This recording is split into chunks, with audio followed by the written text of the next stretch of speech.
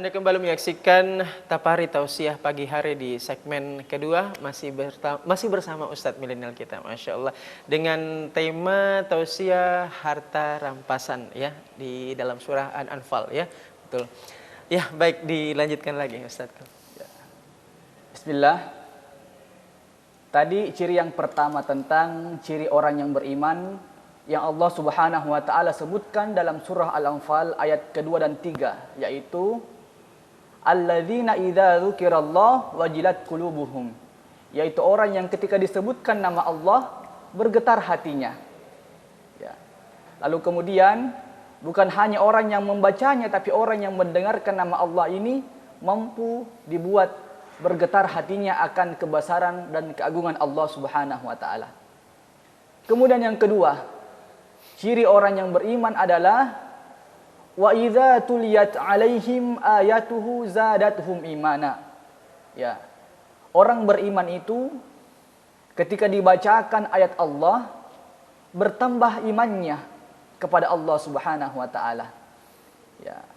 Jadi ayat Allah Subhanahu wa taala itu ada dua.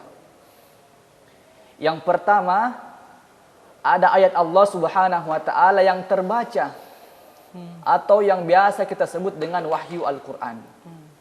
Ada juga ayat Allah Subhanahu wa taala yang tercipta. Apa yang kita saksikan ini, alam ini, itu semua adalah ayat Allah Subhanahu wa taala. Ya, jadi orang yang beriman harus pandai membaca dua ayat Allah ini. Jadi ada kalamullah, ya, ada juga ciptaan-ciptaannya, ya, seperti gunung, laut dan sebagainya. Ya, jadi terkadang ada orang yang pandai membaca ayat Allah yang terbaca kalau Allah Al-Quran, tetapi terkadang belum pandai membaca ciptaan Allah Subhanahu wa taala ini. Contohnya cara kita membaca ayat Allah yang tercipta. Contohnya kita duduk di pinggir pantai. Kita melihat lautan indah luas terbentang, membuat kita takjub dan berpikir, laut ini begitu indah, begitu hebat, begitu luas, apalagi yang menciptakan laut ini. Ya. Contoh lain lagi, kita berdiri di pinggir gunung, melihat gunung tinggi menjulang angkasa.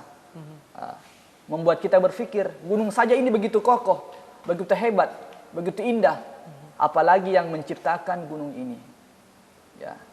Kemudian lagi melihat otak kita dengan kemajuan zaman ini, nyaris tidak ada lagi yang tidak mungkin.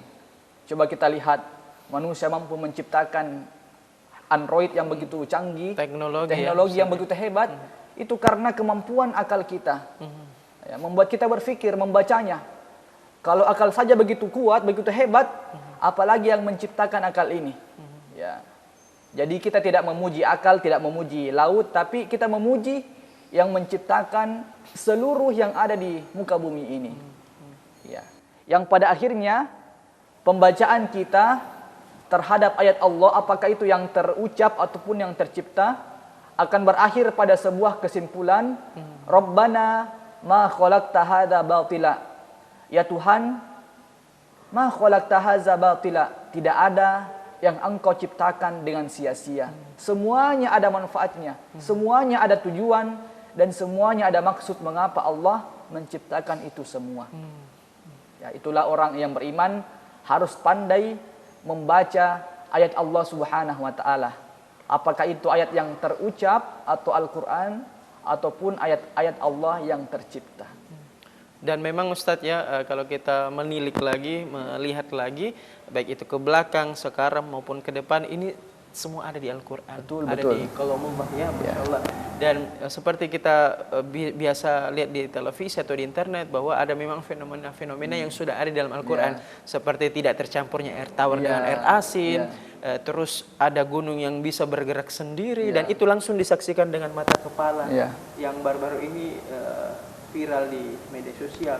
Ada juga proses penciptaan manusia, bagaimana kemudian fenomena-fenomena yang lain seperti fenomena fisika, angkasa, dan sebagainya. Ini Masya Allah, tidak bisa berkata-kata lagi ya, hanya bisa meyakini dan bersyukur kepada Allah Subhanahu wa taala, Ustaz.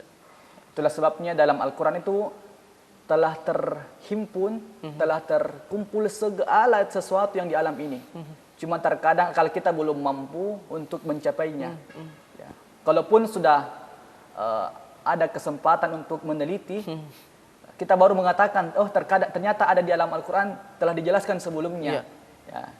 Padahal Al-Quran itu sudah menjelaskan seluruh hal, seluruh persoalan yang terdapat di muka bumi ini. Dan menariknya Ustadz, di Islam ini kita sudah bisa menarik kesimpulan.